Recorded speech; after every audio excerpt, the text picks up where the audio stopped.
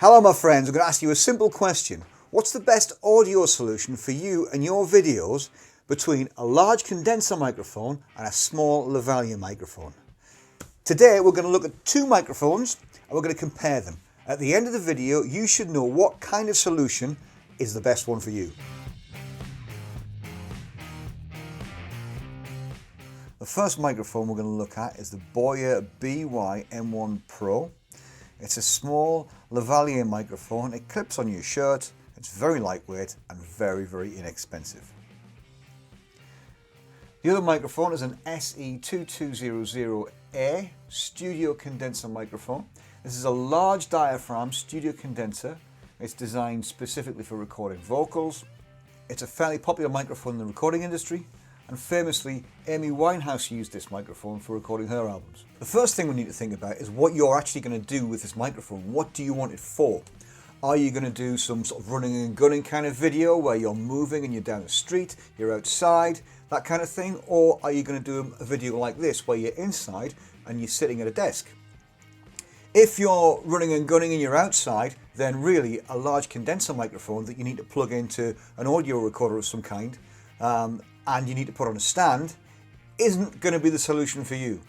If you're moving about a lot, then the Boya is your hands down winner. Okay, let's look at the price point. The Boya costs £20. £20. The SE comes in at just over £200. So there's a big difference in the price. Is the difference in the quality of the audio worth an extra £180 to £200? That's what you've got to start asking yourself. When we look at price, we've got to take into account the law of diminishing returns. The amount of money you spend on something doesn't necessarily equate to that much more quality. So for instance, if I spend £50 on a microphone, I'll get a decent microphone for £50.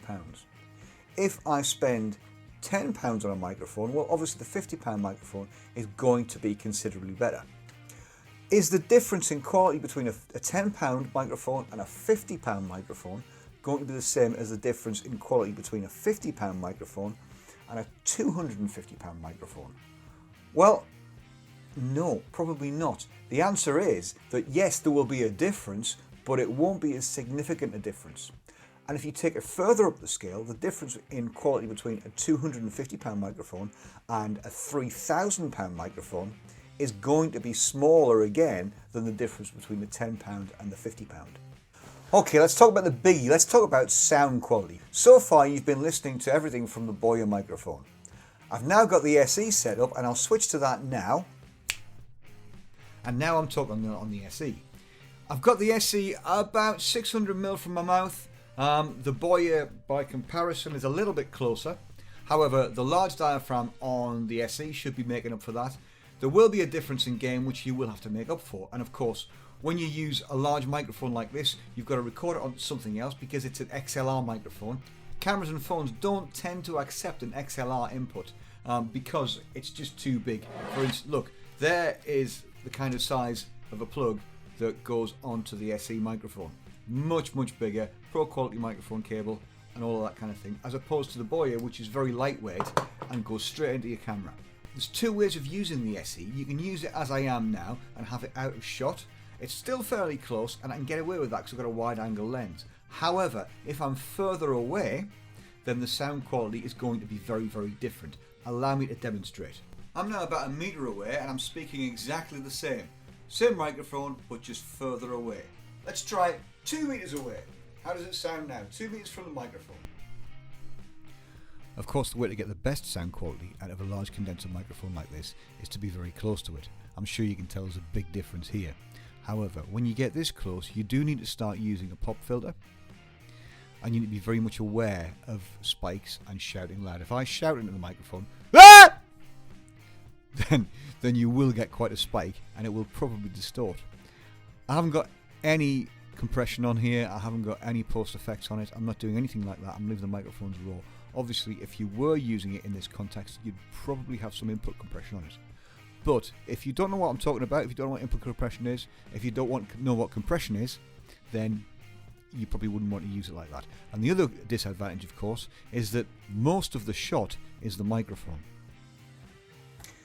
And if you want to be the star of the show, that's no good. Compare all that to the sound quality you get from the Boya. Okay, it might not be quite the same sound quality. It's a different kind of sound, certainly. But how much are we paying for this? And of course, the other advantage with the Boya is it doesn't matter how close I am to the camera. It sounds like this, or it sounds like this. Exactly the same, and I'm miles from the camera now. I'll leave it to you to decide what's the best solution for you. Obviously, everybody's got different needs and wants something different from their sound and needs different kind of quality.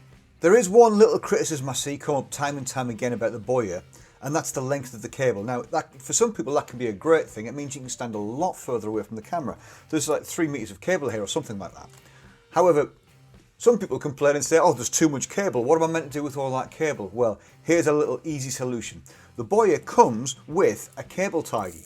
And all you have to do is wrap the cable up with the cable tidy it comes with. Then on the battery pack, there's a little clip on the back. You clip the battery pack to the cable tidy and it's all in one lump. That way, if you are moving about a lot, you fling that in your pocket. You've got to put that in your pocket anyway, so there's no more hassle. Easy solution. What do I recommend, you may ask? Well, personally, for videos like this, I'm going to stick to the Boya. It's just so much easier, it's so convenient, it sounds perfectly good. In fact, I think for what we're doing, it sounds great. Yes, the SE sounds better when you close mic it, but you know, on camera, that's probably not the best thing to do. So, for videos, for things where I'm on camera, it's the Boya every time. If I'm going to do something where it's just voiceover and I'm not on camera, then yeah, that's when the SE will really come to its own and it will sound great. Tell me what you think in the comments below. Which one do you think's best? Which one's the best solution for you? Are you going to spend £20 or are you going to spend over £200? I'm going to check out 1 or 2 other mics in the near future, so stay tuned, subscribe, and we'll see you later. Thanks for watching. Give me a like, I'd really appreciate that, and we'll see you in the next one.